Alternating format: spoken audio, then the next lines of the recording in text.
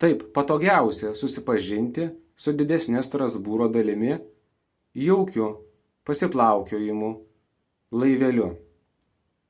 Žvalgantis aplink vietinę panoramą. Vietiniai mus stebėjo nuo krantinės bei mojuodavo. Viename iš kanalų teko sustoti.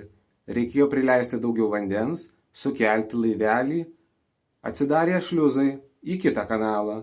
Įdomi ten specifika. Laisvu laiku, nors jis buvo trumpas, prie draugo priėjo baltai apsiregusi veidą išsidažiusi moteris, paėmė į parankę, tipo fotografuok. Aš akimirką lyg ir sudvejojau ir jau norėjau traukti telefoną, tačiau sustojau, bei supratau, kad reikės jai sumokėti papildomą eurą, todėl ranką nuo draugo patraukiau.